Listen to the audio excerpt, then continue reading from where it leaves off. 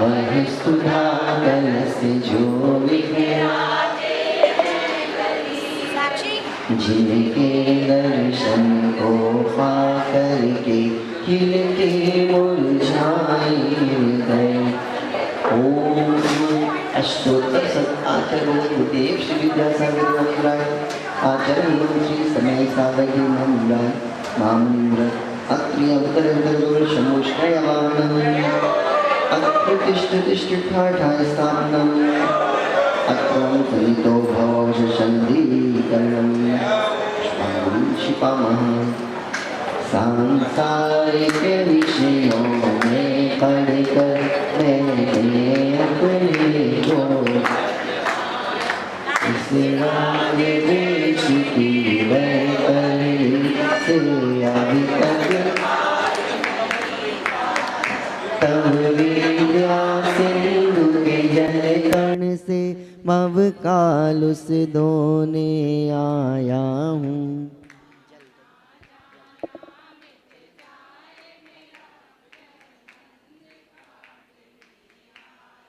ओम room अष्टोत्तर शताचार्य भगवान गुरुदेव श्री विद्यासागर जी महाराज आचार्य भगवान श्री समय सागर जी मामनिंद्राय जन्म जरा मृत्यु विनाशनाय जलम नृपामते क्रोध अनल में जल जल कर अपना सर्वस्व लुटाया है। निज शांति स्वरूप न जान सका जीवन भर इसे। चंदन सम शीतलता पाने अब शरण आपकी आया हूँ। संसार ताप मिट जाय मेरा। ओम रूम अष्टोत्तर शताचार्य भगवान गुरुदेव श्री विद्यासागर जी महाराज आचार्य भगवान श्री समय सागर जी महाराज संसार ताप विनाशनाय चंद्रम नृपामती जड़ को ना मैंने जड़ समझा नहीं अक्षय निधि को पहचाना। अपने तो केवल सपने थे ब्रह्म और जगत का। चरणों में अर्पित अक्षय पद तब ज्ञान अरुण की।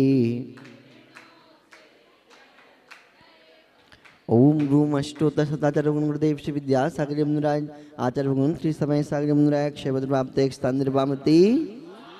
इन विषय भोग की मदिरा पी मैं बना सदा से मतवाला। तृष्णा को तृप्त करें जितने उत। मैं काम भाव विध्वंस हेतु मन सुमन चढ़ाने आया हूँ। यह मदन विजेता बन न सके यह। ओम रूम अष्टोत्तर सदाचार्य भगवान गुरुदेव श्री विद्यासागर जी महाराज आचार्य भगवान श्री सवाई सागर जी महाराज काम मान पुष्पाणि निर्वामती। इस क्षुधा रोग की व्यथा कथा भव भव में कहता आया हूँ। अति भक्ष अभक्ष भके फिर भी मन। नैवेद्य समर्पित करके मैं तृष्णा की भूख मिटाऊंगा। अब और अधिक ना।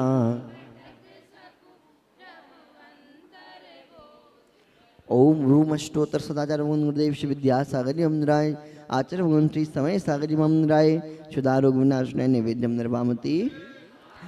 मोहांधकार से व्याकुल हो निज को नहीं मैंने पहचाना। मैं राग द्वेष में लिप्त रहा इस। यह दीप समर्पित है मुनिवर मेरा तम दूर भगा देना। तुम ज्ञान दीप की बाती से मम। ओम रूम अष्टोत्तर सताचार्य गुण गुरुदेव श्री विद्यासागर यमराज आचार्य गुण श्री समय सागर यमराय महामोहन करुणाशनय दीपम निर्वामती। इन्हें अशुभ कर्म ने घेरा है, मैंने अब तक यह माना। बस पाप कर्म तज पुण्य कर्म को चाह रहा। शुभ अशुभ कर्म सब रिपुदल है, मैंने जलाने आया हूँ। इसीलिए तब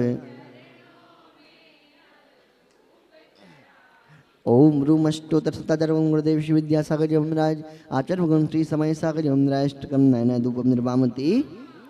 भोगों को इतना भोगा कि खुद को ही भोग बना डाला। साध्य और साधन का अंतर मैंने आज। मैं चिदानंद में लीन रहूं, पूजा का यह फल पाना था जिसके।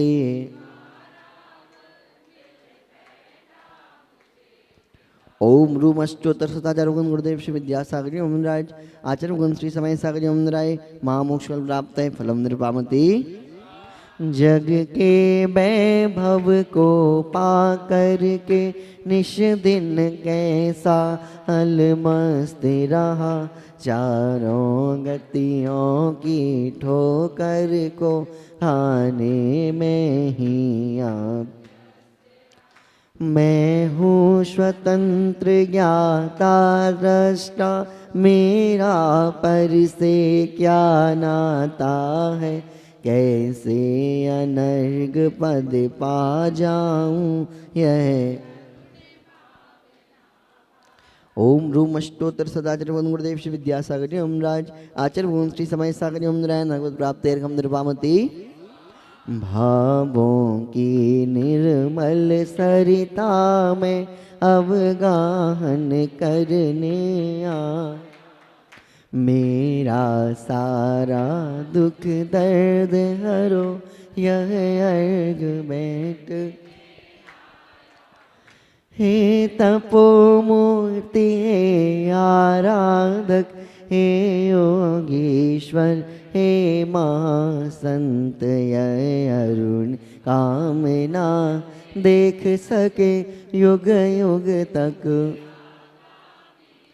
ओम रूम अष्टोत्तर सत आचार्य गुण गुरुदेव श्री विद्यासागर यमराज विद्याकुल शिरोमणि आचार्य गुण श्री समय सागर यमराय अंदर की पद प्राप्त है। जय माला पुनर्गम निर्वामती। जय बोलिए आचार्य भगवान श्री समय सागर जी मोहन राज की। जिनकी चर्चा में चर्या में श्री मूलाचार श्री शांति वीर शिव ज्ञान तथा विद्यासागर जी से जयवंत रहो इस धरती पर हम भक्तों का। आचार्य समय सागर गुरुवर। ओम रूम अष्टोत्तर सद्विद्या कुल शिरोमणि आचार्य भगवान श्री समय सागर जी मोहन राय साक्षात हम सभी के हृदय में विराजमान आपके पावन श्री चरणों में त्रैवार नमोस्तु नमोस्तु नमोस्तुर्वग जलादि अर्घम निर्वामति। जय बोलिए आचार्य भगवान श्री समय सागर जी मोहन राज की। जयकारा गुरुदेव का।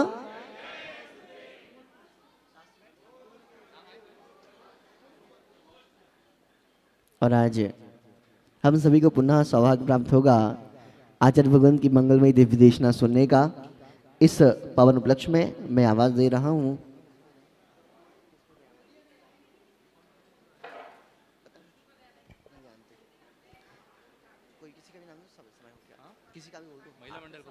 हमारी परवापुरा महिला मंडल आए और आज शास्त्र भेंट करने का सौभाग्य प्राप्त करें। शीघ्रता से आइएगा और इसके उपरांत हम सभी सौभाग्य प्राप्त करेंगे। आज अपने जीवन को मंगलमय करने के लिए आचार्य भगवान की मंगलमय देशना सुनने का शीघ्रता से आए सभी महिला मंडल, जल्दी से आ जाए। हमारे बीच में परम श्रद्धेय महेश जी सतना जी आप भी उपस्थित हैं। आपसे निवेदन, जिनवाणी पुत्र महेश जी सतना जी आप आए और माँ जिनवाणी भेंट करने का सौभाग्य प्राप्त करें।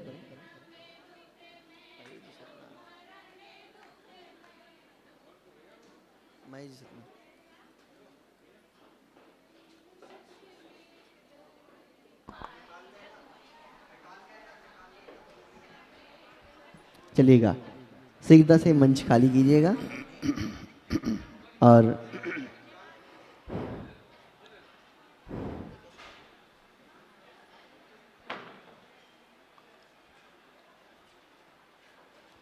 आइएगा। आज हम सभी का पुनः सौभाग्य जागृत होगा और जिनेंद्र की वाणी पूज्य गुरुदेव के पावन मुखारविंद से सुनने का सौभाग्य। सभी अपने दोनों हाथों को जोड़िएगा और निवेदन कीजिएगा, हे भगवान नमोस्तु नमोस्तु नमोस्तु भगवान।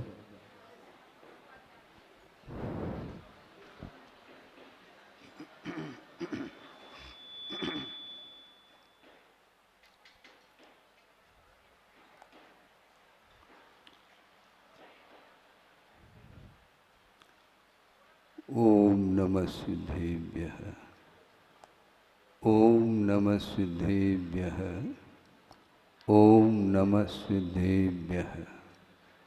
नमः श्री वर्धमानाय निर्धूत कलिलात्मने सालोकानां त्रिलोकानां यद विद्या दर्पणायते। अहिंसा परमो धर्म की महावीर भगवान की प्रातः स्मरणी परम पूजा आचार्य गुरुवर श्री विद्यासागर जी मुनि महाराज की जय। जय बोलिए विद्याकुल श्रोमणी आचार्य भगवान श्री समय सागर जी महाराज की, समस्त आचार्य संघ की।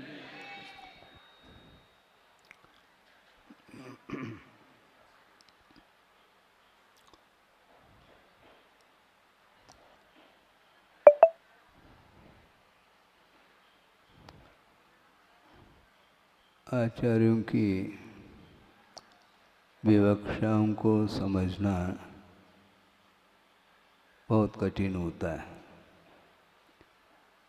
प्रसंग के अनुरूप जो बात कहते हैं वह बात केवल प्रसंग के लिए ही लागू होता है, हमेशा के लिए नहीं लागू होता।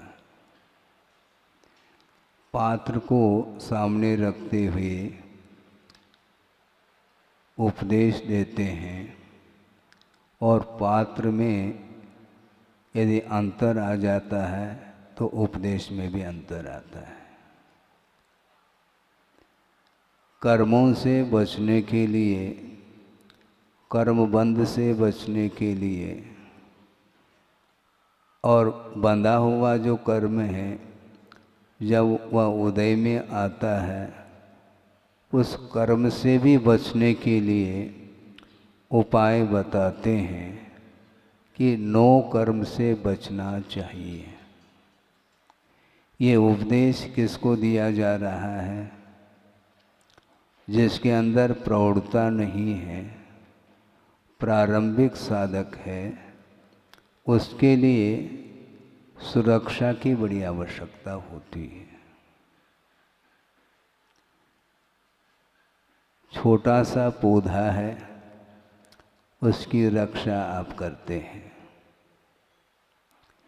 किंतु जब वह छोटा सा पौधा कालांतर में जाकर के एक विशाल वृक्ष का रूप ले लेता है, फिर उसको उसकी सुरक्षा के लिए कोई प्रबंध की आवश्यकता नहीं पड़ती।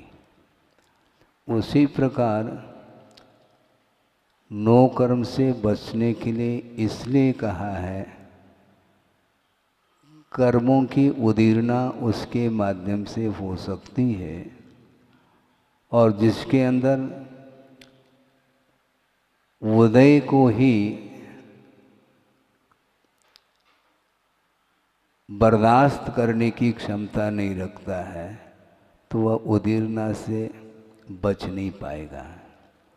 इसलिए उसकी रक्षा आवश्यक है। छोटा सा बालक है, अभी वह चलने के लिए सामर्थ्य उसके अंदर नहीं है, वह खिसकता खिसकता जा रहा है। पैर तो है लेकिन पैरों में चलने की क्षमता अभी आई नहीं। तो वह खिसकता खिसकता वह आंगन में पहुंचा है। संभव है आंगन में एक कुआं है, तो अब माँ क्या करेगी?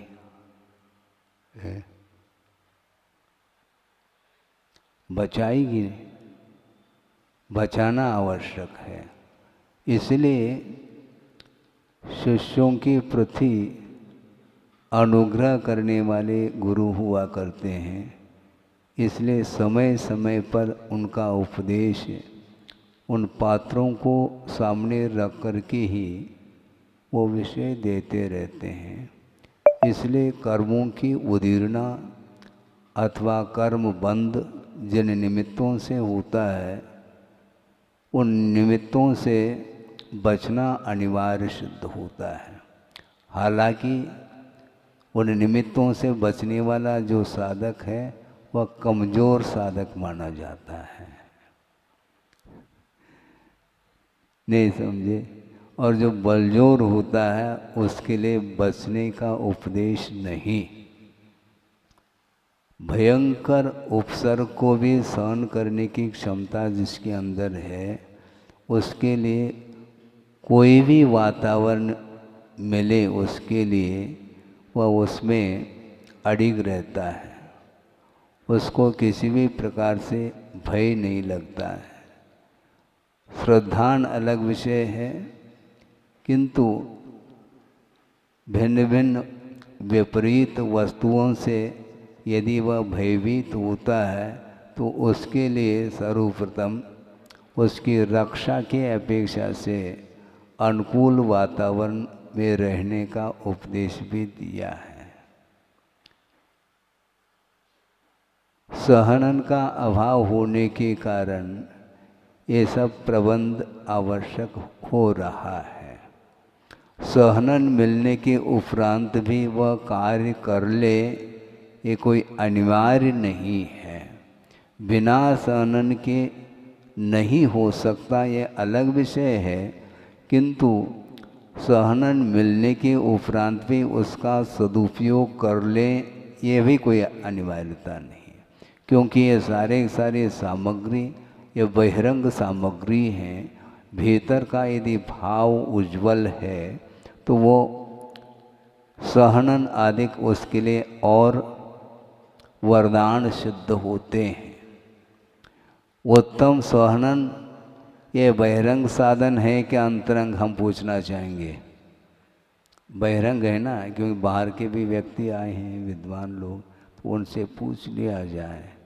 बीच में ये उपदेश को भी हम चर्चा का भी रूप दे सकते हैं, क्योंकि अलग से चर्चा करने के लिए और समय देना पड़ेगा।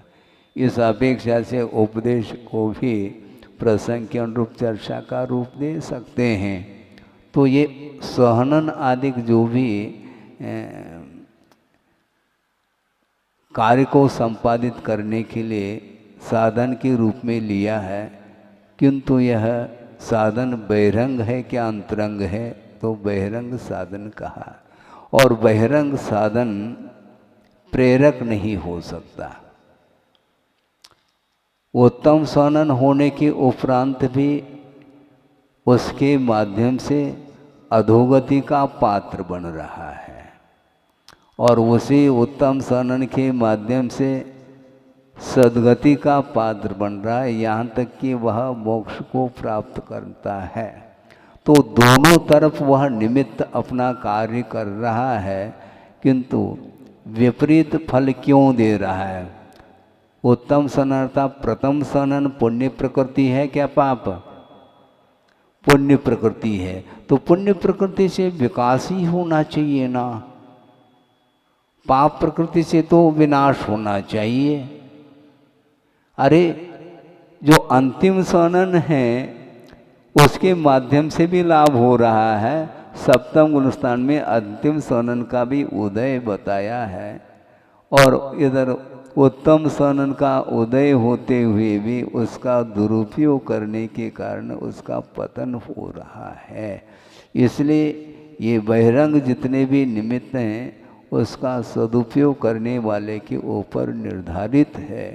इसलिए अपने को पुण्य कर्म का जो उदय होता है वह बिना पुरुषार्थ के नहीं होता, क्योंकि बंद किए बिना उसका उदय संभव नहीं है। तो निश्चित रूप से पुण्य कर्म का जो अर्जन किया है वह पवित्र परिणामों के द्वारा शुभ परिणामों के फलस्वरूप किया है। अब जब उसका द्रव्य क्षेत्र आदि के निमित्त को लेकर के जब उदय आता है, उस समय यदि उसके परिणाम संतुलित हो तो उसका सदुपयोग उसके द्वारा हो सकता है। शरीर निरोग है, सहनन भी है, अच्छा बलवान शरीर है, लेकिन वह बलवान शरीर मोक्ष मार्ग में सहायक हो अनिवार्य थोड़ी है। क्योंकि हम मोक्ष पुरुषार्थ करना चाहें तब वह शरीर आपके लिए सहयोग प्रदान कर सकता है, इतना ही इसका अर्थ है। सहयोग का अर्थ उपकार कहा है। शरीर वांग मनः प्राणा पाना पुद्गलानाम, इस प्रकार तत्वार्थ सूत्र में पुद्गल द्रव्य के प्रसंग में सहयोग की दृष्टि से ये सूत्र आया है। शरीर यह भी सहयोग प्रदान कर रहा है आपकी साधना के लिए। वांग अर्थात वचन, मन, ये सारे सहयोग पुद्गल के द्वारा जीव के ऊपर हो रहा है। उपकार का अर्थ इतना ही, वह उपकार करके कुछ आनंद का अनुभव कर रहा है पुद्गल द्रव्य, ऐसा नहीं। उपकार का अर्थ सहयोग प्रदान करता है। हम लेना चाहें तब की बात है, हम नहीं लेना चाहें तो वो पुद्गल क्या कर सकता है।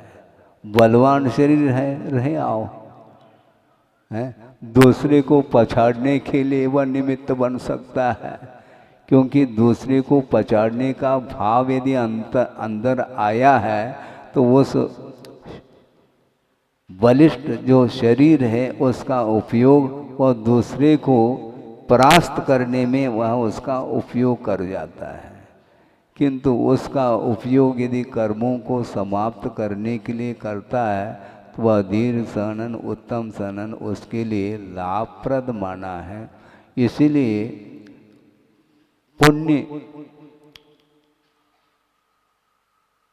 अर्थात पवित्र भाव, शुभ योग, उसके माध्यम से पुण्य का अर्जन तो करता है। उदय आने के उपरांत यदि वह गाफिल होता है, उन साधनों का उपयोग यदि सांसारिक क्षेत्र में यदि उपयोग करना चाहता है, करता है, तो उसका निश्चित रूप से पतन है। इसलिए ये बहिरंग जो निमित्त हैं, ये दोनों बहिरंग निमित्त उत्थान के लिए भी कारण और पतन के लिए भी कारण, ऐसा दोनों तरफ क्यों हो रहा है। ये अंतरंग कारण के कारण ही इस प्रकार की परिणति बन रही है। तो इसीलिए ये जो कुछ भी सामग्री आपको मिली है मोक्ष मार्ग संबंधी, उसका उपयोग हमें अच्छे ढंग से करना है। नहीं है तो बहिरंग निमित्त अनेक बार मिल चुके हैं, उसके माध्यम से संपादन किसका किया है? मोक्ष को प्राप्त करने के लिए वह सारे साधन तो माने गए हैं, किंतु उसका उपयोग करें तब की बात है। इसलिए वह बहिरंग अर्थात बिल्कुल पृथक है। परिणाम यदि हैं तो वह उसके लिए सहयोग देगा, नहीं है तो उसका कोई भी उसकी उपयोगिता सिद्ध नहीं होती। तो इसलिए कल भी यही बात रखी थी कि ज्ञेय अलग है, हेय अलग है, उपादेय अलग है और उपाय अलग है। ये 3-4 चीज़ें हो गई। सामान्य रूप से जानने योग्य जो पदार्थ हैं वो ज्ञेय के रूप में आते हैं, किंतु उन ज्ञेय पदार्थों को लेकर के कोई कर्म का आश्रव करना चाहें तो उसके लिए वह पदार्थ निमित्त के रूप में उपस्थित होता है, और नहीं करना चाहें तो भी वह पदार्थ आपके लिए कुछ नहीं कर सकता। तो आपके अंदर जो परिणाम उत्पन्न हो रहे हैं भिन्न भिन्न पदार्थों के निमित्त को लेकर के, उसमें यदि हमारा आकर्षण उसके प्रति हो तो वो आपके पतन के लिए कारण हो सकता है, नहीं है तो आपको हठात वह पतन में कारण नहीं सिद्ध हो सकता। तो इसलिए करना क्या चाहो, आप क्या चाहते हैं? महाराज सामग्री नहीं उपयुक्त, हाँ ठीक है, उपयुक्त सामग्री नहीं है। हम कहाँ कह रहे हैं आज मोक्ष तो मिलना नहीं क्योंकि उपयुक्त सामग्री नहीं है। हीन सनन के उदय में भी जब वह सप्तम गुणस्थान तक विकास कर सकता है तो इतना विकास तो सबको करना चाहिए ना। आज श्रेणी में प्रवेश करना चाहें तो कितना भी पुरुषार्थ कर लें वह संभव नहीं है क्योंकि निमित्त का अभाव है। किंतु जो निमित्त उपस्थित है उसके द्वारा जितना कार्य संपादित हो सकता है होता है, उतना कर लेना चाहिए, ये कहा जा रहा है। तो इसलिए अंतरंग निमित्त बलवान होता है। इसलिए गुरुदेव का बार बार कहना है कि बड़े बड़े जो तप हैं वो करने के लिए शरीर काबिल नहीं है, योग्यता नहीं, सक्षम नहीं है, कोई बाधा नहीं।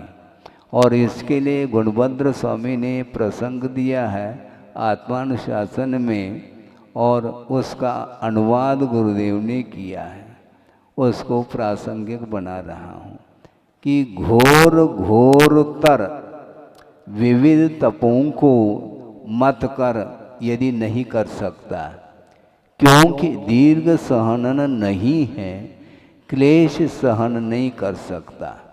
यहाँ तक तो ठीक है, किंतु मन निग्रह कर कषाय रिपु पर विजय प्राप्त यदि नहीं करता, विज्ञ कहे तब यही अज्ञता, मैं समझूं ये कार्यता। ये स्पष्ट कह रहे हैं आचार्य कि बड़े बड़े जो तप हैं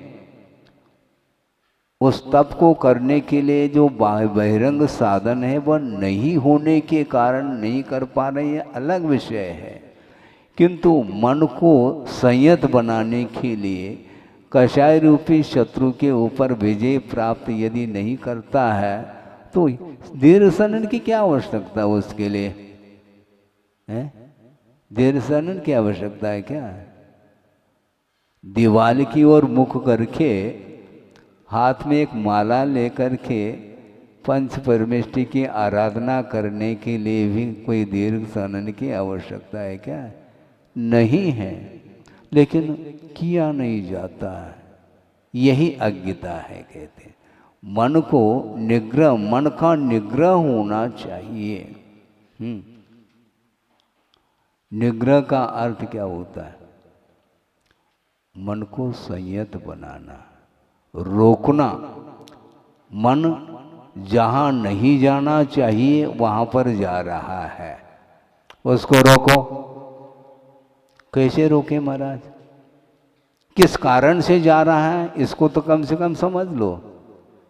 महाराज मन बहुत अस्थिर है हमारा, आपका अस्थिर हमेशा बना रहता है, लेकिन अस्थिर हो क्यों रहा है?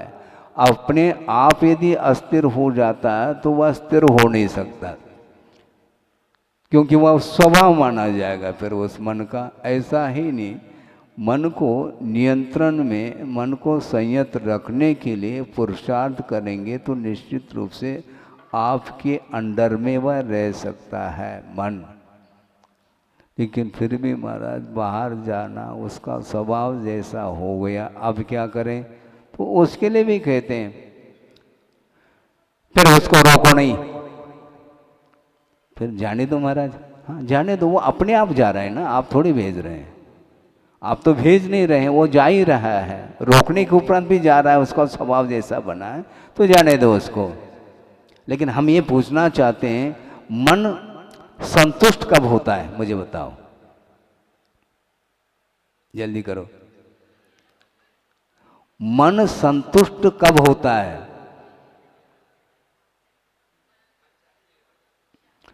सोचो, विचार करो। मन बाहर जा रहा है? किसी भी वस्तु को देखने का भाव मन में आया तो उसको भेज दो, देख करके आ जा। नहीं देख पाएगा, क्योंकि बिना इंद्रिय के व्यापार के वह मन कभी भी उस वस्तु का अवलोकन नहीं कर पाएगा। हम यदि मान लो हमारा संकल्प है दृष्टि नासा पे धरे, तो फिर मन के पास ऐसे कौन सा ताकत है वह देख ले वस्तु को। हम आंख खोलें तब आनंद तो मन को आता है, इंद्रियों को नहीं आता है। चक्षु आंखें खोलने से आंखों को तृप्ति नहीं मिलती, आंखों के माध्यम से जो विषय ग्रहित हो रहा है उसके माध्यम से मन जो है वह आह्लादित होता है। इसलिए हमेशा मन को असंतुष्ट रखो तो आपकी साधना में फिर कोई बाधा नहीं। जाता है जाने दो उसको,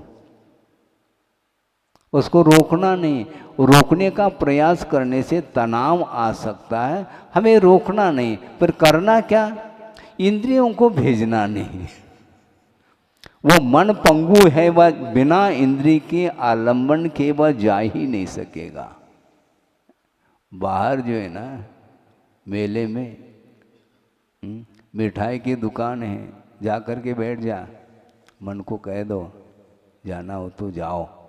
उसकी गति भी अच्छी है, स्पीड, लेकिन आंखें जब तक नहीं खोलेंगे तब तक उसका रस नहीं आएगा।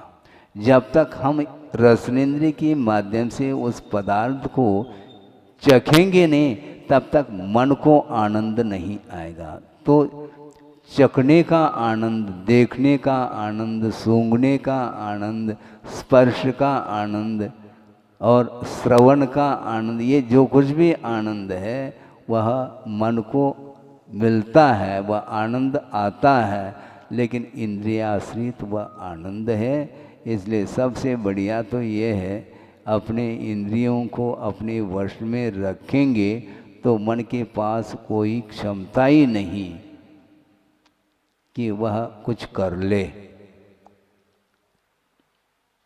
कभी कभी हमने कई बार अनुभव किया है कि किसी ने कहा कि महाराज आप परेशानी का अनुभव नहीं करते हैं क्या? क्यों परेशानी का अनुभव क्यों? तो लोग आते हैं करते हैं, मतलब वो तो लोग आते हैं, को आने दो उनको, हमें नहीं जाना उस तरफ, हमें उस तरफ नहीं जाना। वो आकर के बैठता है, मान लो बिना उसको उठाए उठ के चला जाएगा, ये कैसी बात? यही तो मंत्र है। उस तरफ हम देखेंगे नहीं, एक बात, उनकी तरफ वार्ता नहीं होगी, देखेंगे नहीं, और बिल्कुल एकाग्र चित्त होकर के यदि हम स्वाध्याय कर रहे हैं तो वो 5 मिनट बैठ सकता, अधिकतम 10 मिनट बैठ सकता है। उसके बाद सोचेगा, क्योंकि वो भी बिजनेसमैन है, बिजनेस पॉइंट से सोचता है, अरे भैया यहाँ पर तो 10 मिनट खाली हमने व्यतीत किया, कुछ मिला कुछ भी नहीं, दूसरी दुकान चलते हैं, अपने आप चला जाता है। उसको भगाने की कोई आवश्यकता नहीं। हम यदि अस्थिर हो गए, असंतुलित हो गए, हमारा मन यदि नियंत्रण में नहीं रहा, फिर देखो बहुत परेशानी का अनुभव करेंगे। इसको बोलते हैं इंद्रिय का निरोध, और इंद्रिय का निरोध करते हैं तो मन अपने अंडर में रह सकता है। यही एकमात्र तरीका है। इसलिए मन को संतुष्ट करता आया है संसारी प्राणी कदम कदम पर, इसलिए वह परेशान होता है, क्योंकि मन कुछ क्षण के लिए संतोष का अनुभव, आनंद का अनुभव कर लेता है, किंतु वह विशेष जो है वह तृप्तिजनक नहीं होने के कारण कालांतर में पुनः वह अशांति का अनुभव करता है। पुनः उसको संतुष्ट करने के लिए फिर पुरुषार्थ करो। तो इस प्रकार निरंतर अनंत काल से सिवाय इसके अलावा और कुछ किया ही नहीं, और अभी भी यही करने के लिए वह कटिबद्ध है। उपदेश भी अनंत बार सुना है, कार्य क्यों नहीं हुआ? बहिरंग कारण है, इसलिए नहीं हुआ। अंतरंग कारण के अभाव में बहिरंग कारण कुछ भी नहीं कर सकता।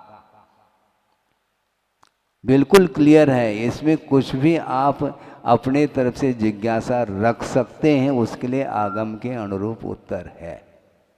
जैसे समझने के लिए उपादान की दृष्टि से आपके सामने विषय रख रहा हूँ, क्योंकि वही मुख्य है। इसलिए अब एकेंद्रिय से असंगी पंचेंद्रिय तक जो जीव हैं, उसके पास योग्यता है देशना को सुनने की। देशना तो दी जा रही है ना, बहिरंग साधन उपस्थित है ना, तो अंतरंग साधन उपस्थित होना चाहिए ना। फिर अंतरंग साधन उसके पास है ही नहीं। एकेंद्रिय, द्विंद्रिय, तीन्द्रिय, चौरेंद्रिय, असंगी पंचेंद्रिय तक देशना को सुनने की क्षमता नहीं। और असंगी जो पंचेंद्रिय है सुनने की क्षमता तो रखता है, किंतु उसका जो आशय है, मीनिंग जिसको बोलते हैं, वह ग्रहण नहीं कर सकता। ध्वनि उसके कान में जा सकती है, लेकिन उसका क्या मीनिंग है उसको संभव नहीं। यहाँ तक कि मैं कहना चाहता हूँ कि संगी पंचेंद्रिय है, मनुष्य है, किंतु बाल्य अवस्था में है। मन होते हुए भी उसका मन काम नहीं कर रहा है। वो देख रहा है क्या नहीं आंखों से? रूप का अवलोकन कर रहा है बालक? अच्छा, रूप का अवलोकन कर रहा है, ठीक है। फिर वह काला पीला नीला इसका ज्ञान हो रहा है उसको? बोलो ना, क्यों नहीं हो रहा है? मन तो है उसके पास है, किंतु ज्ञान का जो विकास होना चाहिए, श्रुतक ज्ञान का, वह विकास नहीं हुआ है। इसलिए जब तक वह प्रशिक्षित नहीं होगा तब तक वह रूप का अवलोकन करते हुए भी वह नहीं कह सकता है ये काला है, पीला है, नीला है, क्या है। इसी प्रकार चक्षुन्द्रिय, चौरेंद्रिय जो जीव हैं वे भी अवलोकन करते हैं रूप का, किंतु उसको ज्ञात नहीं है इसकी परिणति किस रूप में है। तो इसलिए भावभाषण होने के लिए मन की आवश्यकता होती है। सांसारिक क्षेत्र में इच्छाएं उनके पास भी होती हैं, एक इंद्रिय अधिक जीवों में भी, वह भी ज्ञान की परिणति है। किंतु मोक्ष मार्ग संबंधी और अथवा विशेष व भाव भाषण करने के लिए जो ज्ञान अपेक्षित है उसका अभाव होने के कारण बहिरंग साधन किसी काम का नहीं रहता। हमने कई बार कहा है, आप लोग चश्मा पेन लगाते हैं और मान लो नयन नहीं है तो उपनयन किस काम का? बोलो, अब तो बोलो कम से कम। नयन ही नहीं तो उपनयन कोई काम करता है क्या? वो उपकरण है, किंतु करण ही नहीं, तो उपकरण का क्या है? उपकारम करोति इति उपकरणम कहा है। जहाँ पर करण अर्थात साधन ही नहीं, वहाँ पर उपकरण किसी काम का नहीं, ये कहा गया। उसी प्रकार देशना को कुंद कुंद स्वामी ने उपकरण के रूप में स्वीकारा है। फिर से देख लेना, चार जो उपकरण बताए उसमें जो वचन हैं उसको उपकरण के रूप में लिया। गुरुवयनम अथवा जनवयनम, ये भी उपकरण है। किंतु उपकरण वह तब उपकार कर सकता है जब अपने पास कर्ण होना चाहिए।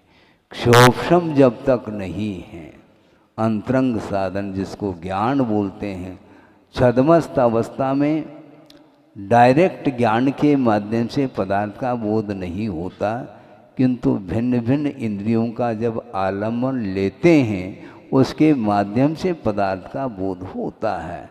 लेकिन इनडायरेक्ट ज्ञान के माध्यम से ही बोध हो रहा है। आपके पास आंख है कि नहीं है? ठीक है, पढ़ सकते हैं? हाँ बिल्कुल पढ़ सकते हैं। रात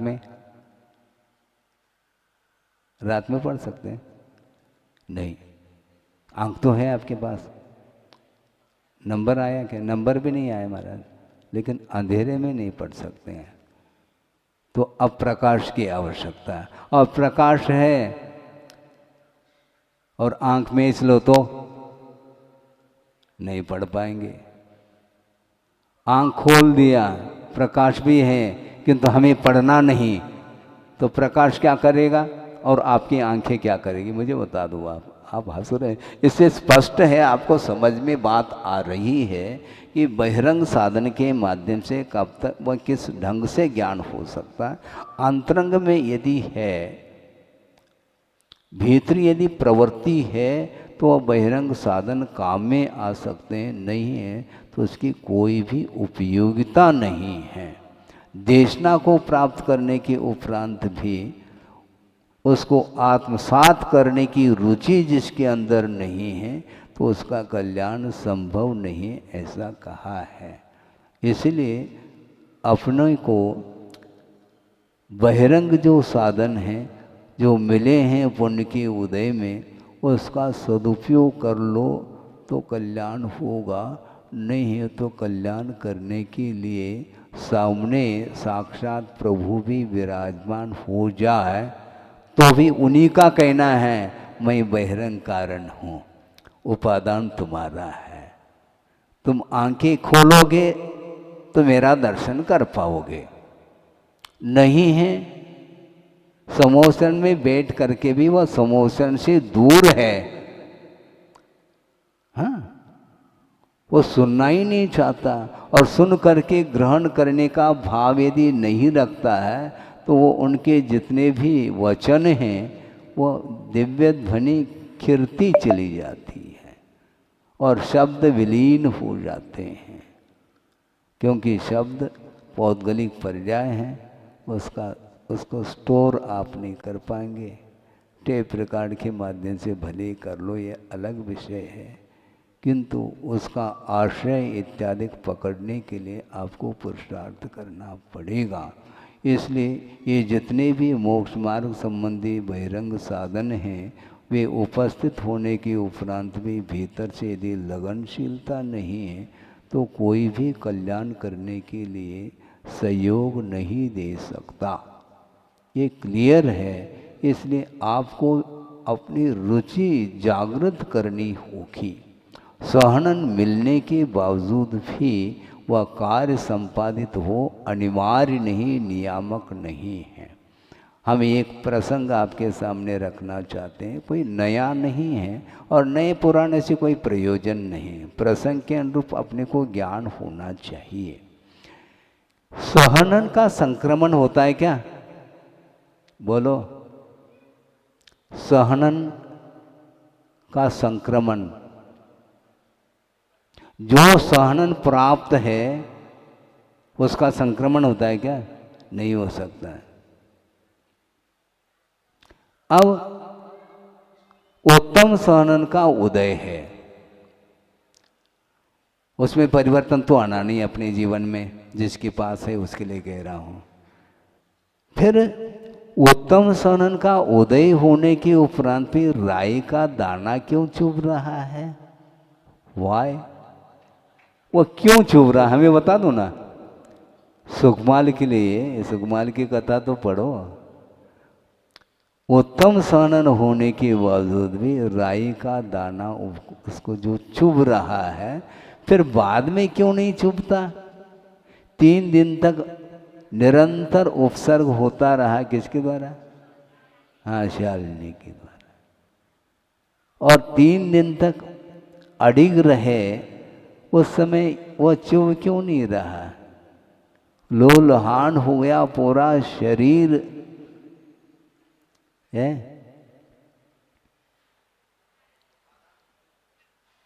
सहनन वही है, क्योंकि वह बहिरंग है।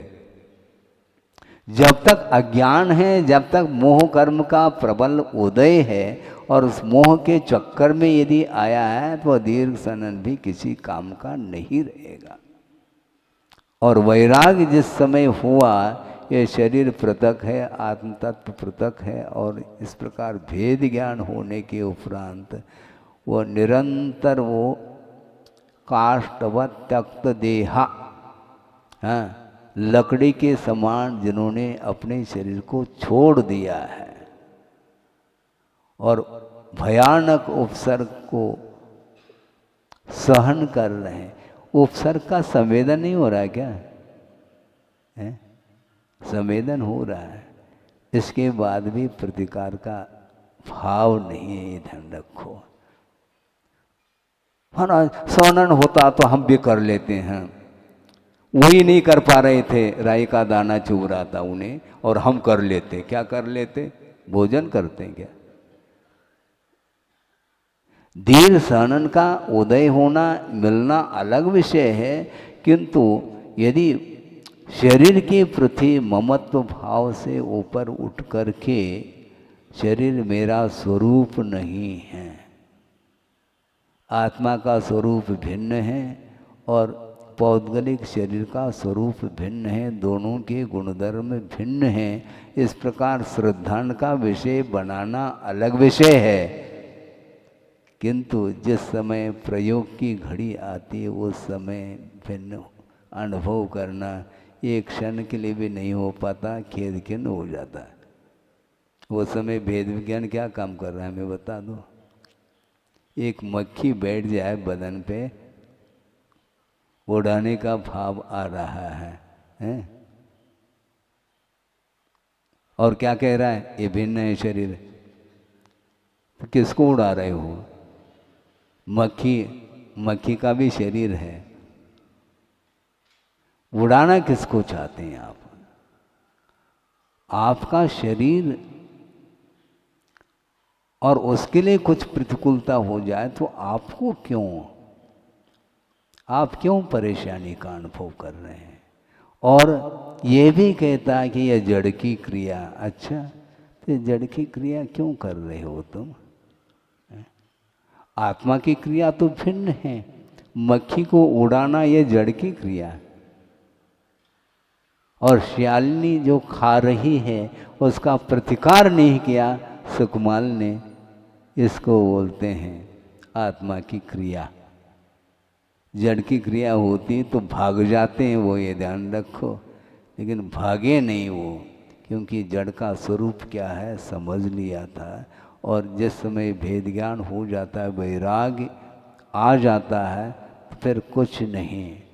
उस भयानक उपसर्ग के होते हुए भी शुक्लेशा तो अपनी जगह शुक्ल ध्यान लगाया होगा। श्रेणी में शुक्ल ध्यान होता है। और मान लो यदि बद्धायुष्क है, जिसने आयु का प्रभव संबंधी आयु का बंद कर लिया है, तो भी वह सर्वासिद्धि पहुंच जाता है। हम शुक्लेशा तक पहुंच नहीं पा रहे, वह शुक्ल ध्यान में लीन होते हैं। पांडवों को देख लो, सुकौशल को देख लो, गज कुमार को देख लो, सब मुक्त हो गए वो। और अपन क्या हो रहे हैं? अपन भी मुक्त हो रहे हैं इस स्थान से। समय होने को है, अपने अपने घरे, हाँ, बस जाना है। ये सब क्या है? जहाँ दे अपनी नहीं, कहना बहुत आसान है ना। अनित्य भावना चली गई, आचरण भावना आ गई, बस इतना ही भर होता है, बाकी होता कुछ नहीं है। अनित्य होते हुए भी उसको वह मिटने लग जाए तो उस समय आपको विकल्प क्यों आता है मन में? मिटना उसका स्वभाव है ना।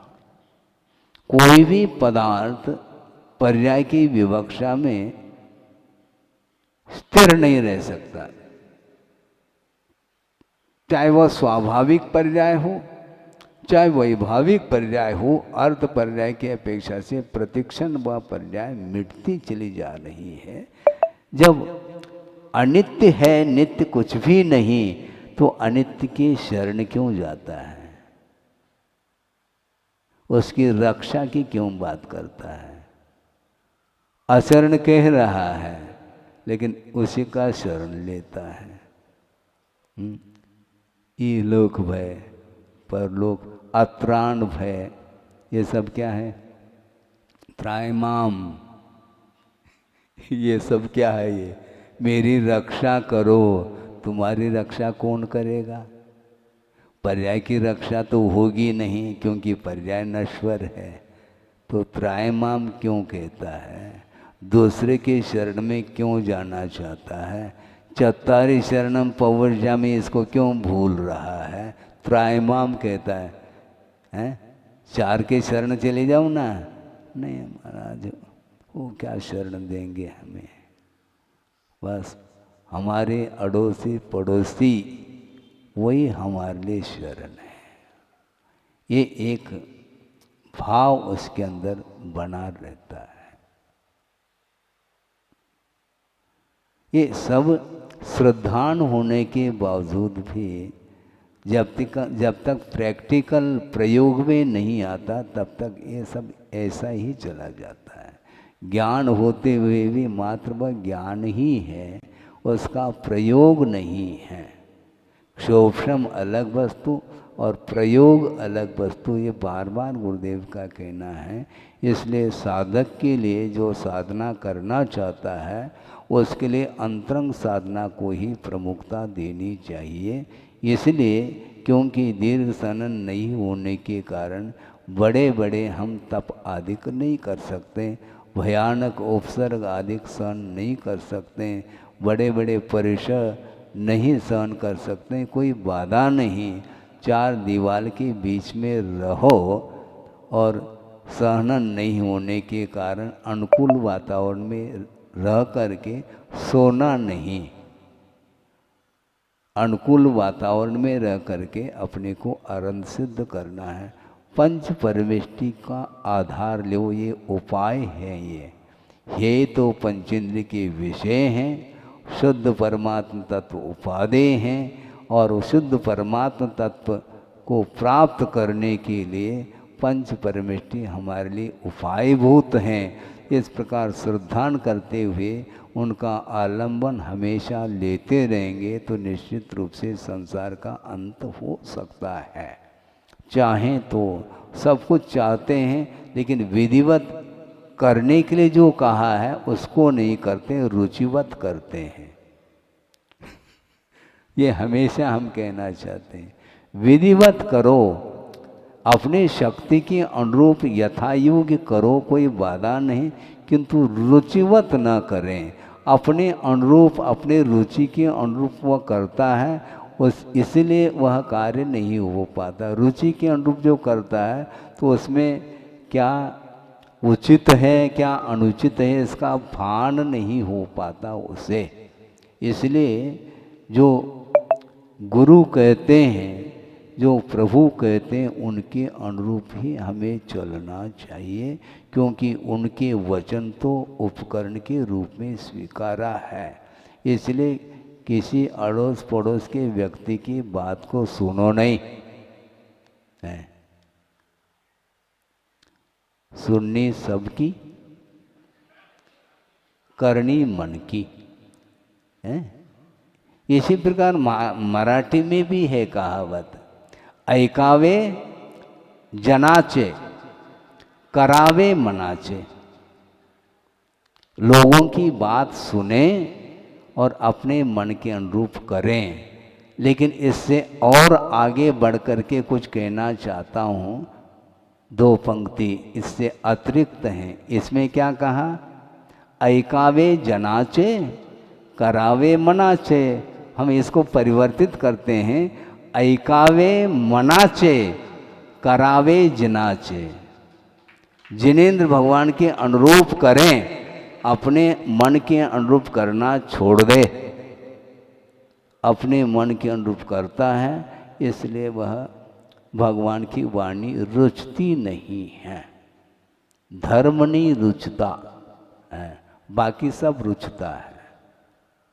यही होता है। धर्म से प्रभावित होना बहुत कठिन है, बहुत होनहार होना चाहिए उसके लिए। अधर्म से तो अनंत काल से प्रभावित है वो। हाँ, अधर्म छूटता नहीं और अधर्म से उबता नहीं वो। अधर्म के माध्यम से वह बोरियत का अनुभव नहीं करता, किंतु धर्म की बातें यदि मान लो 2 मिनट ज़्यादा सुना दें तो घड़ी की ओर दृष्टि जाती है।